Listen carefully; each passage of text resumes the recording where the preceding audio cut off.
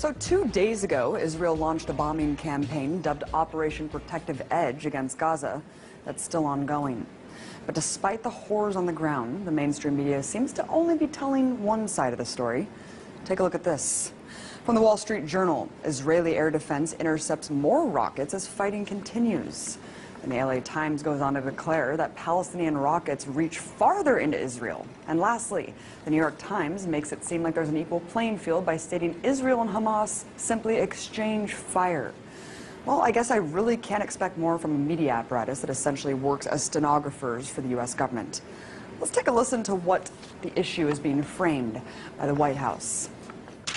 We strongly condemn the continuing rocket fire into Israel and the deliberate targeting of civilians by terrorist organizations in Gaza.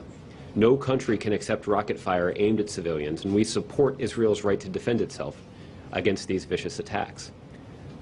At the same time, we appreciate the call that Prime Minister Netanyahu himself has made publicly to act responsibly. Wait, what? Acting responsibly? I must be in the twilight zone, because to me, the collective punishment of an entire population is the opposite of responsible. So, what's the reality on the ground? Well, just in the last 24 hours, Israeli forces have conducted airstrikes that have struck 160 sites in Gaza, according to the IDF. In total, 550 sites have been bombed. And considering the fact that Gaza is one of the most densely populated places on Earth, with over 1 million inhabitants, any aerial strike conducted in the region almost certainly means civilian deaths. In fact, at the time of this broadcast, the strikes have killed at least 53 Palestinians, including 8 children and an 80-year-old woman. According to the Palestinian Minister of Public Works and Housing, at least 50 homes have been destroyed so far and 1,700 damaged.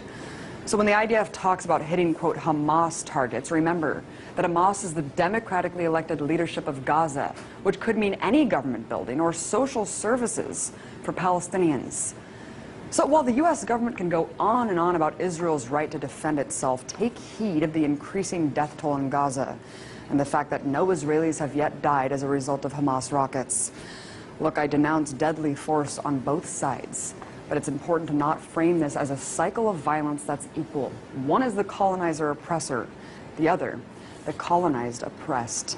As IDF General's son Miko Piled said just yesterday on the show, there are 2 choices for Palestinians in occupied territories: to completely surrender or resist. And resistance is what we're seeing now. I'm sick of my Palestinian friends losing their friends and family every time Israel goes on the offense against innocent people living in an open-air prison. So if demolishing homes, conducting mass arrests, and bombing civilians is, quote, responsible, I shudder to think how many people have to die in order to define irresponsible.